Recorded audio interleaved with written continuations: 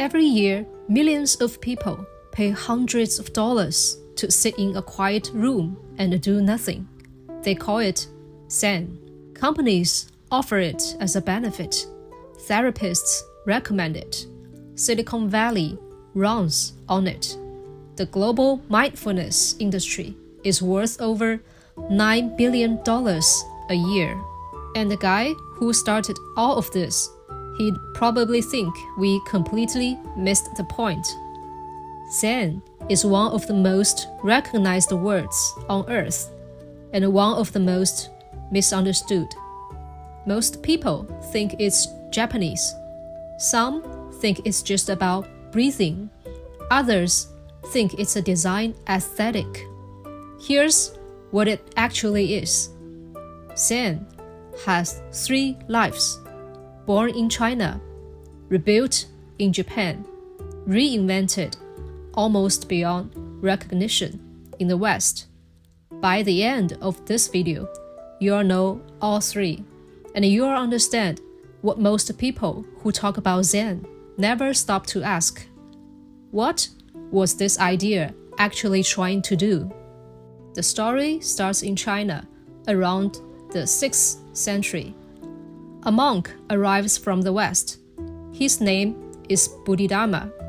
Nobody agrees on exactly where he came from. India, Persia, Central Asia. But everyone agrees on what happened when he arrived. He walked into the court of Emperor Wu. The emperor was proud. He'd spent years building temples, founding monks, copying scriptures, good Buddhist stuff. He asked Bodhidharma, "What merit have I earned?" Bodhidharma looked at him and said, "None whatsoever." The emperor didn't know what to do with that. Neither did anyone else. But the answer? Blunt, direct, slightly rude, is the whole spirit of what became Chan Buddhism. Chan isn't about collecting merit. It's not about impressive rituals or heavy scriptures. It's about one thing: seeing reality clearly right now with whatever is in front of you. Chinese Chan took Indian Buddhism and mixed it with something already in the Chinese bones, Taoism. The result was something strange and alive. No complicated theology, just pay attention to this moment, this cup of tea, this Brahm, this breath. One of the most famous Chan teachers said, "A day without work is a day without food." The practice wasn't sitting on a cushion. It was doing the dishes, feeding the chickens, carrying water up a hill. Full attention, no separation between sacred and ordinary. That was Chan. It spread through China during the Tang and Song dynasties. Some of the most remarkable teachers in human history came out of this tradition, and they had a gift for saying something small that cracked your assumptions open. A student once asked a master, "What is Buddha?" The master said, "This mind is Buddha." The same student, different day, asked again, "What is Buddha?" The master said, "No mind, no Buddha." Both true, neither explainable. That was the point. Chan was raw, unpredictable, a little wild. And for about 600 years, it was one of the most alive spiritual traditions in the world.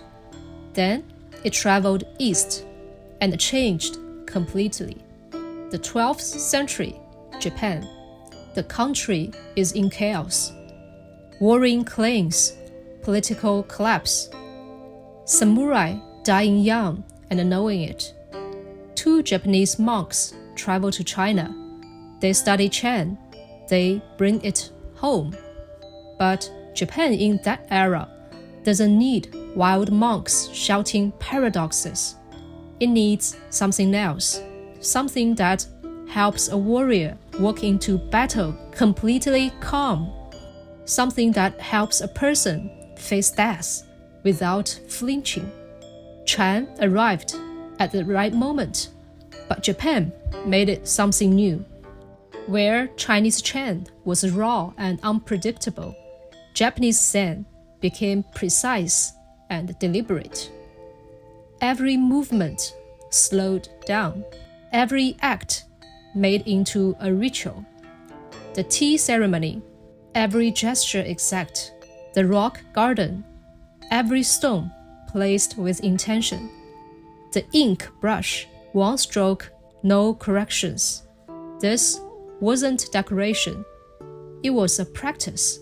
Total attention in a small, repeated act. Not because the tea was important, but because the attention was. The samurai took it immediately. Zen's emphasis on presence, not past, not future. Just this exact moment was exactly what a warrior needed. You can't fight well while thinking about yesterday. You can't survive a sword while planning tomorrow. There is only now. That idea, in a warrior culture, became something close to religion. Over the next few centuries, Japanese Zen shaped the entire aesthetic of a culture. Architecture, gardens, food, martial arts, poetry, theater. The idea of wabi-sabi, finding beauty in imperfections and impermanence, comes directly from this tradition. Less is more, simplicity as depth, silence as meaning.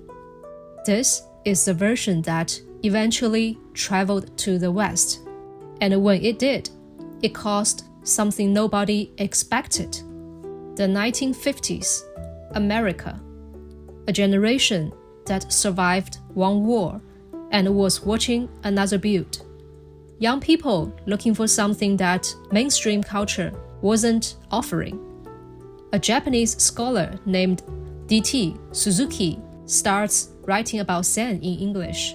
Then Alan Watts take it on the radio. Then something clicks. Zen offered the West exactly what it was hungry for. A spirituality without heavy doctrine. No God to obey, no sin to confess. Just wake up, be here, see clearly.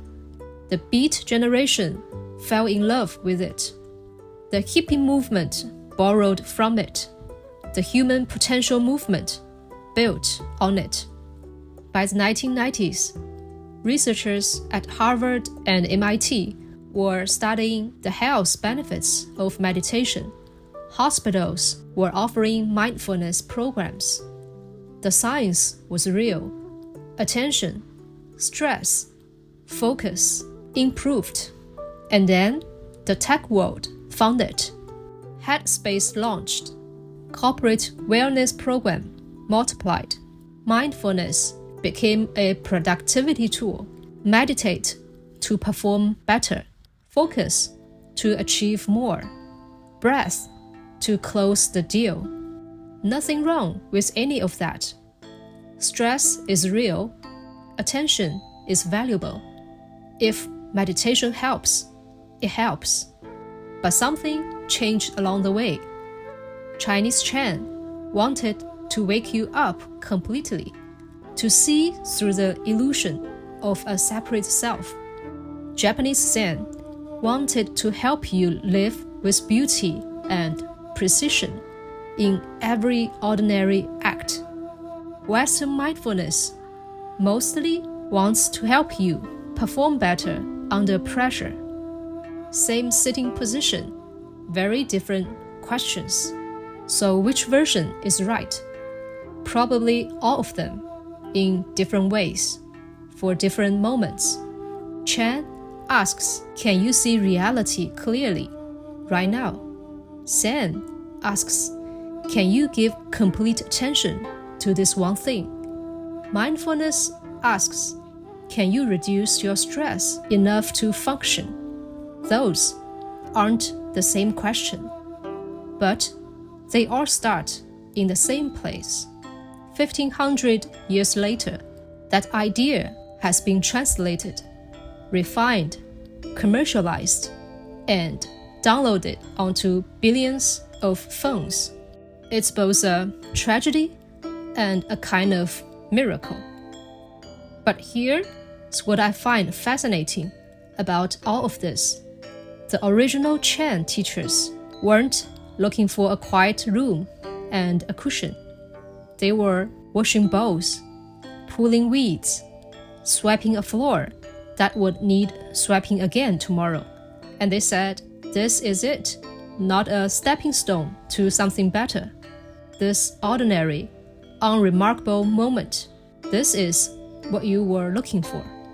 You don't need a retreat to find it. You don't need a nap. You need to actually be where you are, which turns out to be the hardest thing in the world. And the simplest. That's what Zen has always been trying to say. So see you in the next video.